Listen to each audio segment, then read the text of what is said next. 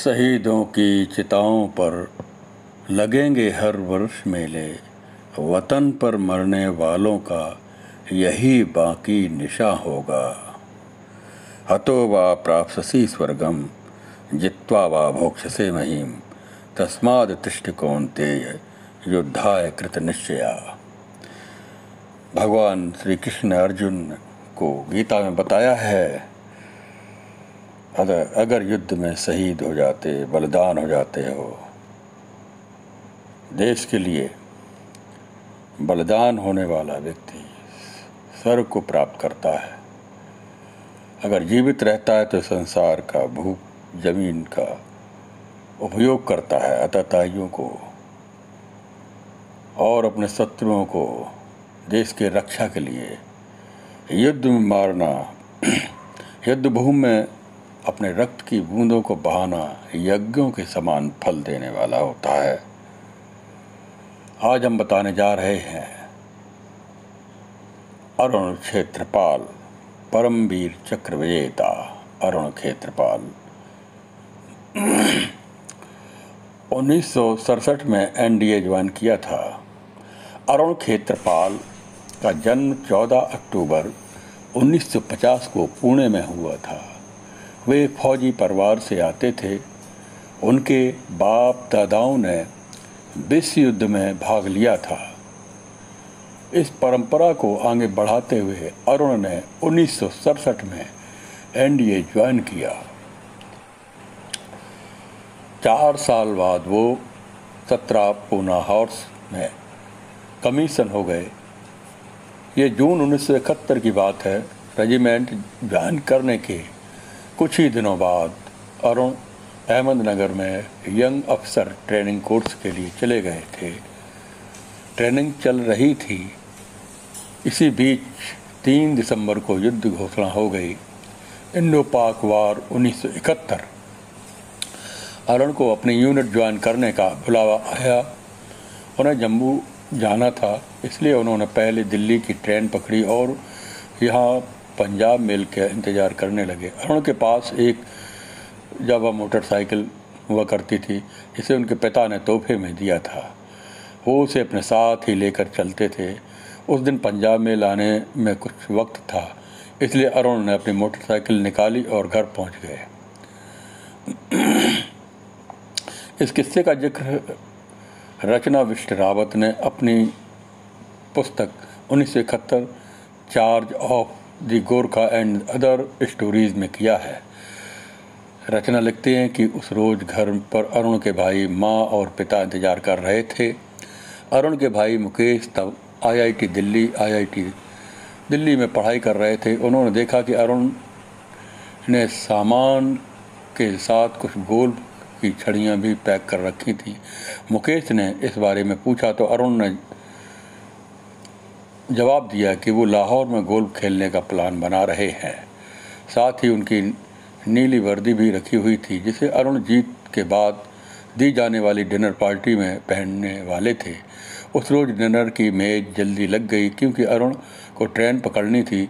जंग की बात चल ही रही थी। अरुण की माता जी ने कहा तथा शेर की तरह लड़ना, कब्जा करना था।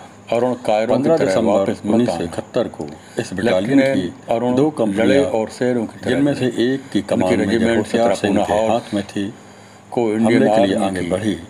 इन दोनों कंपनियों ने इन्फेंट्री दुश्मन की ओर से हो रही कमांड दी गई भारी थी, गोलाबारी, जिसे बमबारी जम्मू तथा पंजाब के मशीन गन की शकरगढ़ बौछार के बावजूद सेक्टर में तैनात फतह किया गया था। हासिल की। ये सेक्टर दोनों युद्ध देशों के अंग्रेज लिहाज दिनों से काफी जारी रहा। महत्वपूर्ण था, क्योंकि दुश्मन यहाँ पूरी से तरह जाने वाली के रोड साथ जम्मू और भारत पंजाब पर से जुड़ती जवाबी थी। हमला कर रहा था। इस रोड के बीच पर से होशियार बहने सिंह वाली ने नदी बसंतर के अपनी पुल सेना पर का मनोबल अगर टूटने पाकिस्तान नहीं का दिया। कब्जा हो युद्ध जाता में तो वह वो बुरी जम्मू तरह को घायल हो गए थे। पंजाब से तोड़ सकता फिर भी था। वह एक 15 खाई में दिसंबर दूसरी खाई तक रात जाते 9 और बजे अपने थे। जवानों का हौसला बढ़ाते 47 थे। उन्होंने अपने इन्फेंट्री जवानों से ब्रिगेड कहा, ने इस बहादुर इलाके को लोग अपने कब्जे केवल में ले एक लिया बार था, मरते हैं। लेकिन इस तुम्हें बावजूद युद्ध करना ही है। स्थिति बड़ी नाजुक तुम्हें थी, विजय क्योंकि प्राप्त करनी पाकिस्तान है। में उनके सैनिकों को उनकी माइंस बातों बिछाई हुई ने थी। प्रेरित किया। इसके चलते 17 जब पूना हाउस एक के भारतीय टैंक मशीन गन आगे का नहीं गनर बढ़ शहीद हो सकते गया थे। तो उन्होंने वह इन माइंस को स्वयं हटाने संभाल की ली। जिम्मेदारी इंजीनियर उस कोर दिन की थी, दुश्मन के जो अभी आधी ही माइंस हटा 89 पाई जवान थी। मारे गए।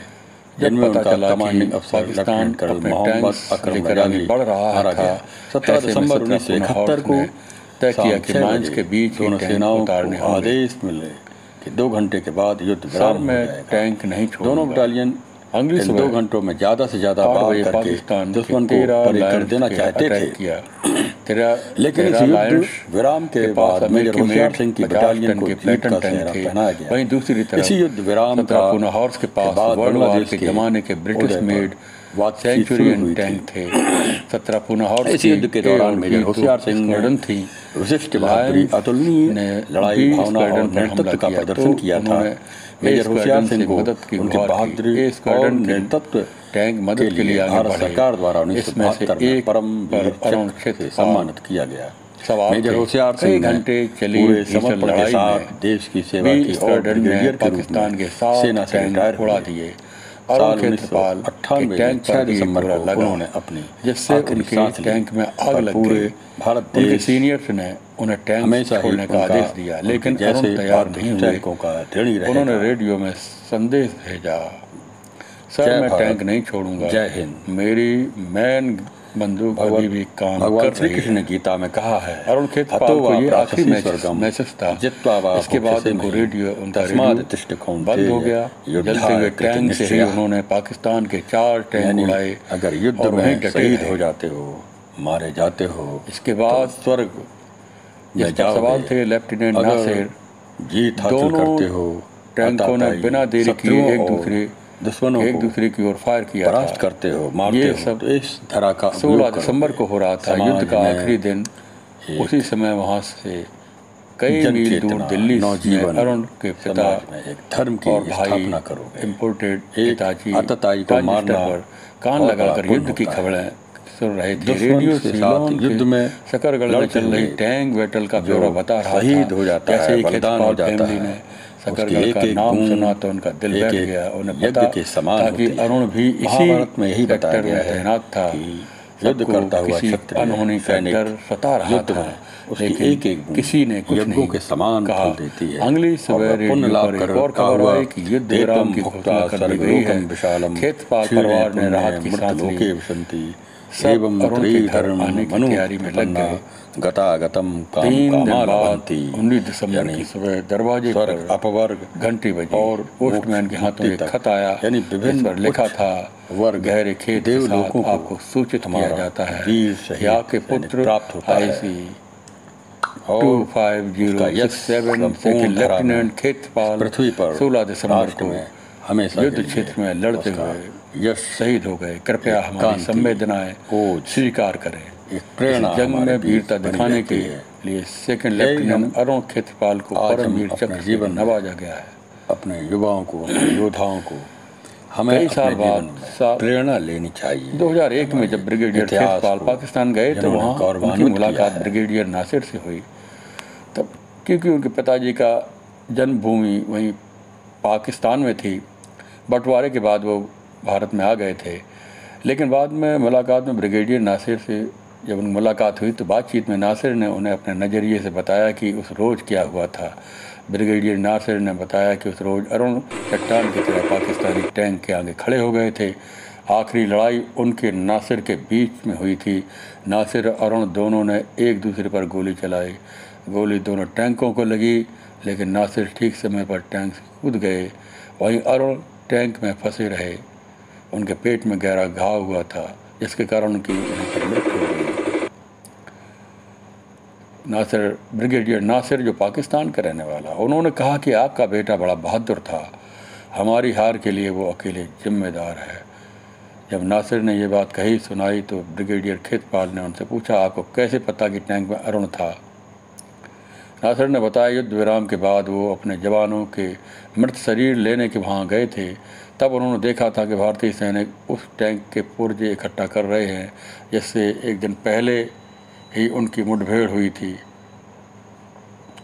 नासिर उत्सुक थे ये जानने के लिए कि कितनी बहादुरी से लड़ने वाला वो आदमी कौन था। उन्होंने भारतीय सैनिकों से पूछा तो पता चला कि वो सेकंड लेफ्टिनेंट अरुण क्षेत्रपाल का टैंक था। नासिर ने कहा कि बड़ी बहादुरी से लड़े हैं, आपके साथ चोट तो नहीं आई उन्हें? तब नासिर को एक सैनिक ने बताया कि साहब शहीद हो गए। नासिर को बाद में खबरों से पता चला कि अरुण खेत्रपाल ही उस टैंक में बैठे हुए थे। दूसरे दिन अरुण खेत्रपाल के पिताजी ब्रिगेडियर खेत्रपाल वापस अपने भारत आ गए। कहने का तात्पर्य यह है कि पाकिस्तान के सैनिक अधिकारी भी हमारे अरुण खेत्रपाल का युद्ध में भूमि में दिखाए गए इस जौहर का वर्णन करते हैं। आज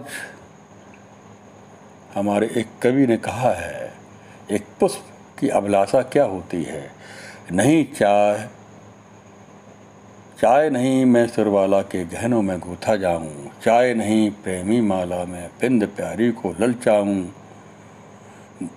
चाय नहीं देवों के सिर पर चढ़ूं, भाग्य पर इठलाऊं, मुझे तोड़ लेना बनमाली, उस पथ में देना तुम फेंक, मातृभूमि पर शीश चढ़ावे, जिस पथ पर आवे वीर। अनेक